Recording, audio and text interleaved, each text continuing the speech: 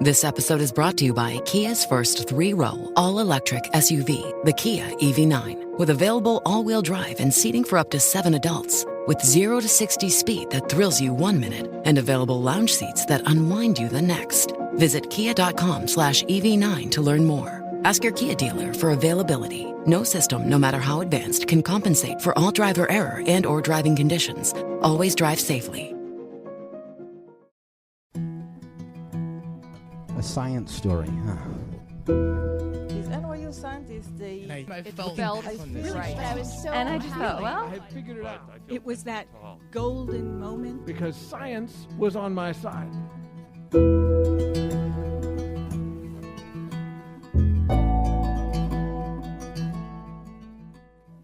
Hey everyone, I'm Ben Lilly, and welcome to the Story Collider, where we bring you true personal stories about science. This week's story is from Matineh Eybpoosh. The story was recorded in October 2014 at the Rex in Pittsburgh, Pennsylvania.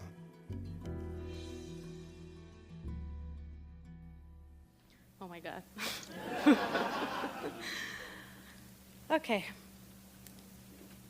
It was years ago, back in Iran, when I was only 1 year old. When I came home and saw a little baby girl sleeping beside my mom's bed. That was when I realized I should grow up fast. I was an older sister. It was a serious job. I had to take care of someone.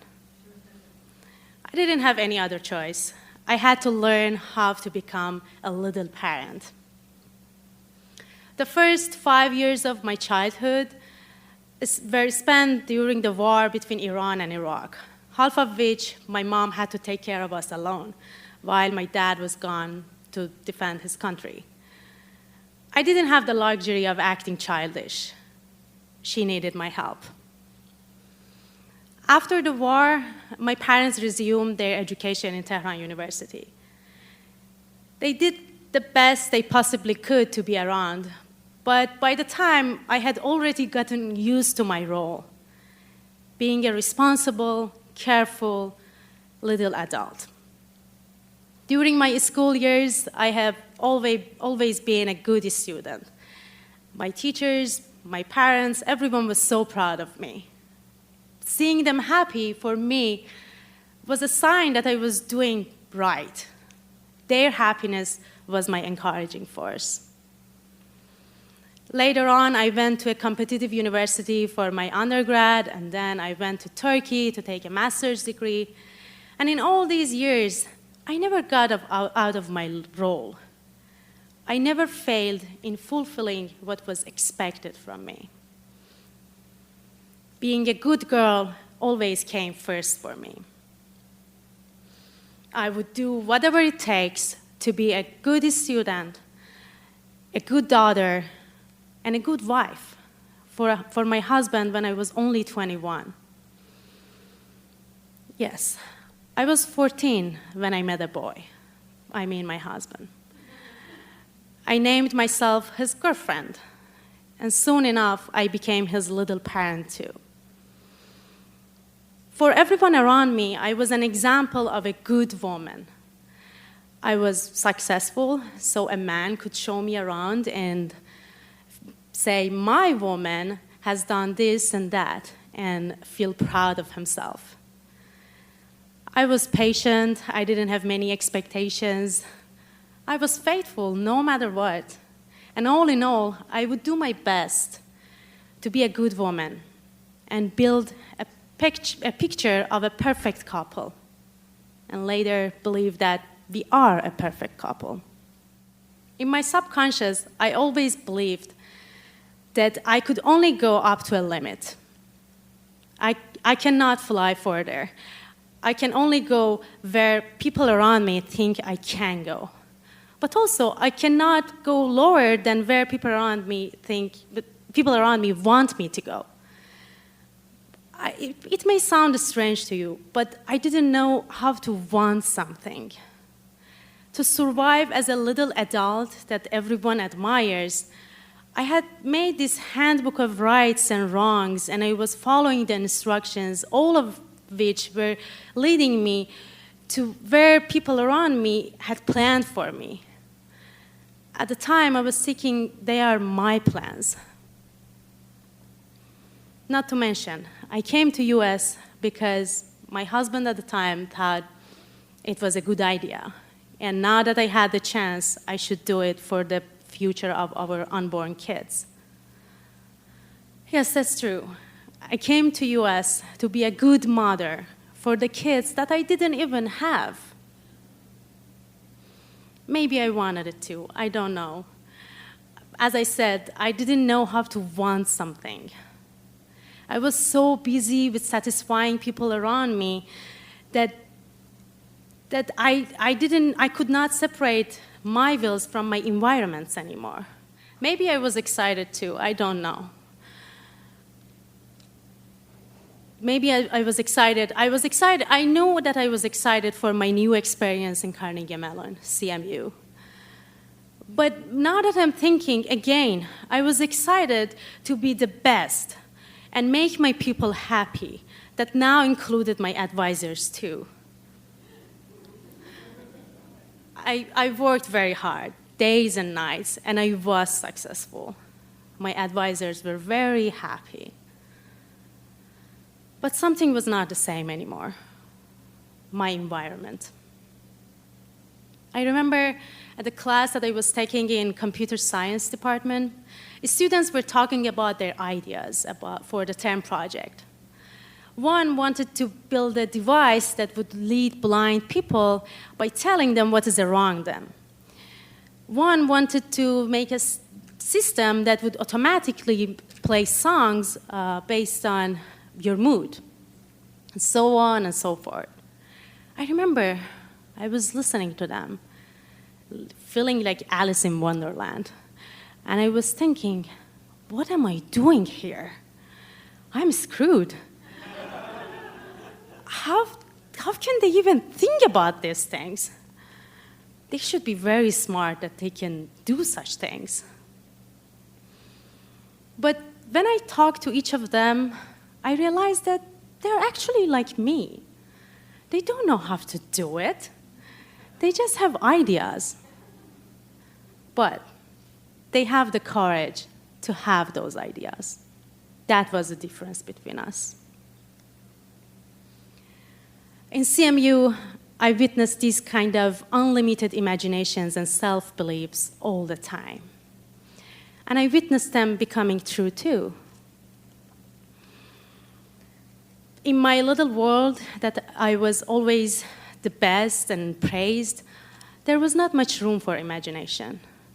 I always thought, that is it. People are happy, mission accomplished. But maybe you cannot imagine how difficult it is, how strange it is, when for the first time in your life, you get the courage to turn around your head and ask yourself, am I happy? In CMU, I saw that a lot of people know a lot of things. At the beginning, it was scary. Not being the best, I thought I am the worst. But CMU taught me that no one needs to be the best for anyone. CMU saw me as an interesting individual, different than others, and let me free to think, to imagine, to decide what I want, and encouraged me to be ambitious. CMU wanted me to be happy. Then I decided that I want to be free. It may be costly, it may be painful at the beginning, but I didn't want to be anyone's good girl anymore.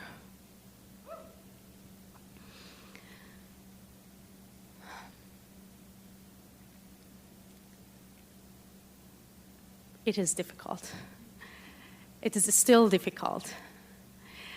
Questioning every single part that used to define me, and creating a new Matineh does not happen with no pain. People that were used to the comfort of the services given by previous Matineh found these changes drastic and sometimes even unfair. But I had faith in what was happening to me. That was during this time that I realized that the picture of a perfect couple is just a picture. It was time to end it, so we split up. Along the way, I gained very good friends, two of whom I owe a lot. One of them is here tonight, but one is not in Pittsburgh anymore. They were very patient with me. They were always there when I needed to speak out my thoughts. I admit it was not the easiest job in the world. They helped me to believe in myself and stay strong. It was right around the perfect time that I was enjoying new me that I met a special person. Someone who appreciates me for who I want to be, with no expectations that I am obliged to satisfy. Someone who doesn't need me. Someone who showed me the difference between living with each other and living for each other.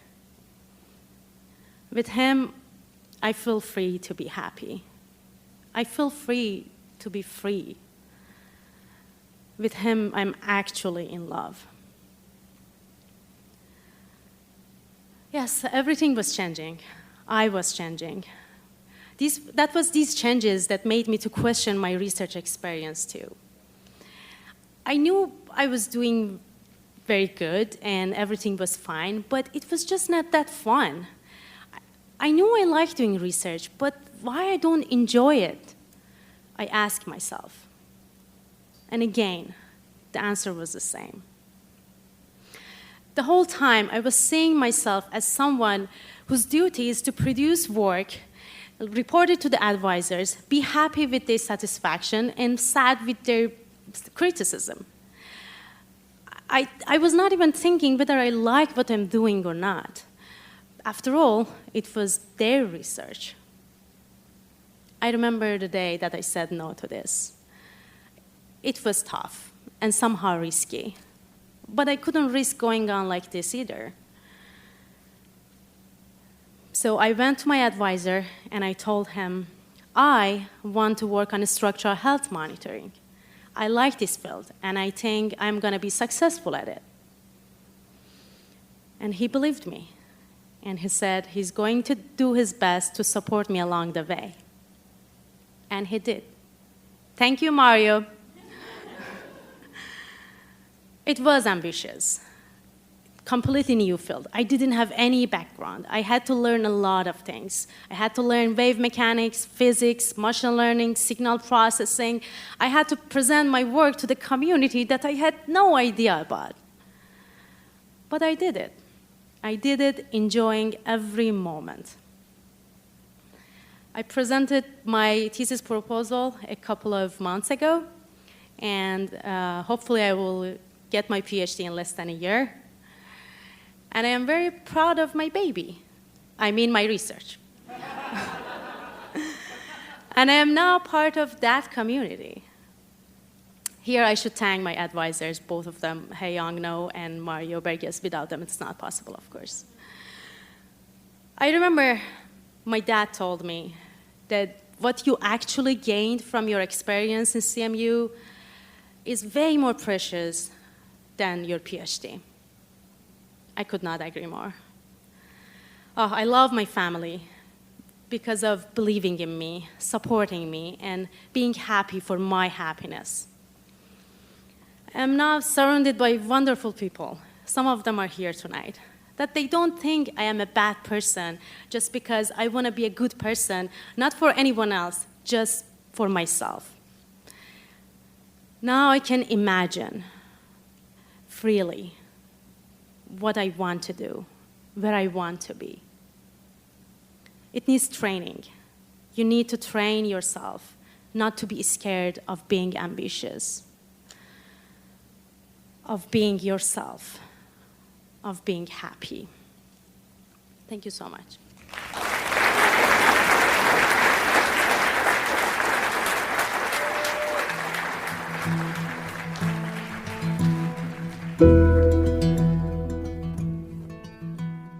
was Matineh Eybpoosh. Matineh was born in a town that carries the scent of apples and the generosity of grapes and shelters happy flamingos. She holds a master's in construction engineering and management from the Middle East Technical University in Turkey and a BA in civil engineering from Tabriz University in Iran. She is currently a Ph.D. candidate at civil and environmental engineering at Carnegie Mellon University in Pittsburgh, a city that's treated her like a good friend, challenged her, battling her, and ultimately understanding her better than before. She writes Farsi poetry, leads the Persian Student Organization, and has performed Persian dance at Pittsburgh festivals. This show was produced with PCR, Public Communications for Researchers at Carnegie Mellon University. Follow them on Twitter at PCRCMU. For more science stories, take a look at storycollider.org, where we have archives of the podcast and upcoming events. Also, we depend on listeners like you for our support. If you love the podcast, please consider donating at storycollider.org/donate.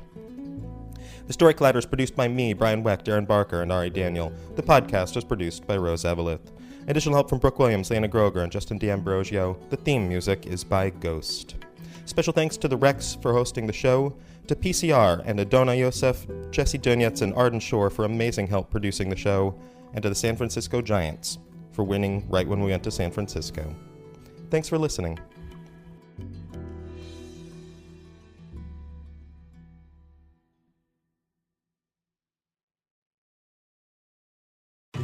Breast milk science. It's a thing, and it's our thing. We're ByHeart. We're an infant formula company on a mission to get a lot closer to the most superfood on the planet, breast milk. Our patented protein blend has more of the important and most abundant proteins found in breast milk.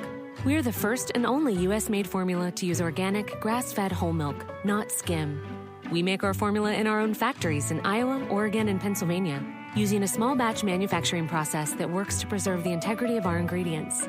We ran the largest clinical trial by a new infant formula company in 25 years, and clinically proved benefits like easier digestion, less gas, and softer poops versus a leading infant formula.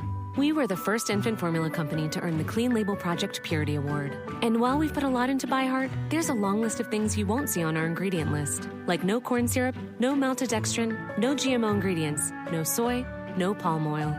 ByHeart, a better formula for formula. Learn more at byheart.com.